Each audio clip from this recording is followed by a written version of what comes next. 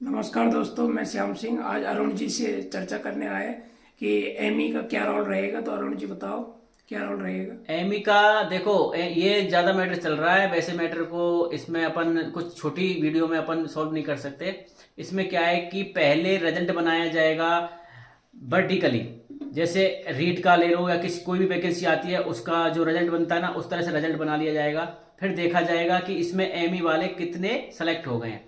मान लीजिए वो 613 थे और 613 वो सेलेक्ट हो गए, तो फिर उसकी अदर अलग अलग तरह से कट ऑफ नहीं आएगी और उसमें बोल दिया जाएगा कि भाई तुमको पूरे जो 613 उनको सेलेक्ट कर लिया गया।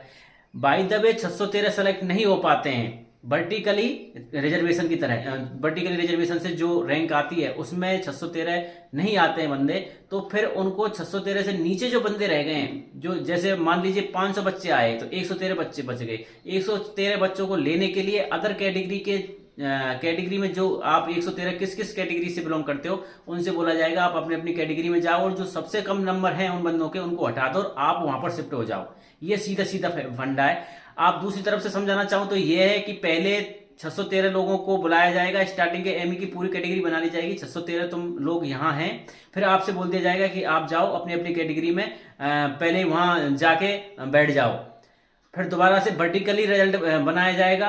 वो तो पहले से निर्धारित है, 613 ले लिए गए थे तो उनको तो कोई दिक्कत है नहीं है। फिर रिजल्ट बनाया जाएगा कि उनको तो लेना ही लेना है। जो नीचे बच जाते बच्चे, जैसे ओबीसी है, एससी है, एसटी है, कैटेगरी है, वो आते रहेंगे तो वो आ जाएंगे। 613 से ज्यादा भी अगर बच्चे कैटेगरी की वजह से आ जाते हैं तो फिर उनकी संख्या ज्यादा हो सकती है, और बल्कि 613 तो फिक्स वो 613 ही रहेंगे। तो इससे तो ओबीसी की जनरल की कट ऑफ पर प्रभाव पड़ेगा। जनरल पर पड़ेगा, ज्यादातर ओबीसी पर पड़ रहा है क्योंकि जहां तक माने अपन तो ओबीसी के ही कैंडिडेट ज्यादातर एमई वाले हैं। एमई वाले ओबीसी में बिलोंग करते हैं क्योंकि ईडब्ल्यूएस में तो जा नहीं सकते। अगर वो ईडब्ल्यूएस में जाते तो वो ईडब्ल्यूएस सर्टिफिकेट ही नहीं बनवा सकते क्योंकि वो ऑलरेडी नौकर हैं, नहीं बनवा सकते।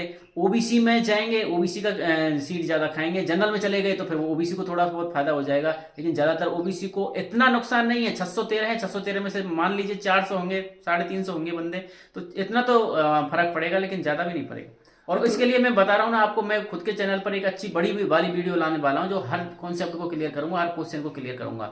तो दोस्तों यही बात है इसमें, एमबीसी, एसटी, एससी, जिस कैटेगरी में जितने भी एमई वाले स्टूडेंट हैं उसी प्रकार से उसी कैटेगरी में जाएंगे, वो उसी कैटेगरी में जाएंगे।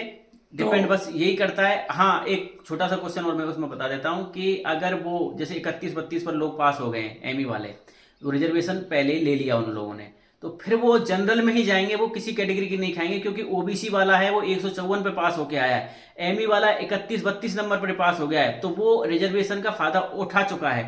तो फिर वो अब आगे जाएगा तो उसको जनरल में काउंट किया जाएगा और फिर उसको उतने नंबर लेके आने पड़ेंगे कि जनरल में वो पास हो जाए।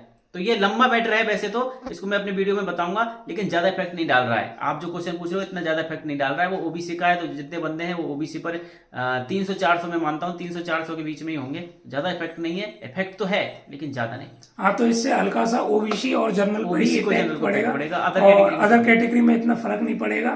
तो इतना ही। हाँ, मैंने जो समझाने की कोशिश की है वो ठीक है, और मैं अपनी वीडियो में मैं बता रहा हूँ ना, कम से कम 1 घंटे की वीडियो बनेगी, उसी में ही आप समझ सकते हो। क्योंकि ये मैटर बहुत ज्यादा है, बीसी में भी हर वक्त चलता रहता है, तो ये इस पर मैं लेके आ रहा हूँ वीडियो, उस पर मैं बताऊंगा आपको। ठीक है भाई साहब, इतना ही बहुत। थैंक यू भाई साहब आपके लिए।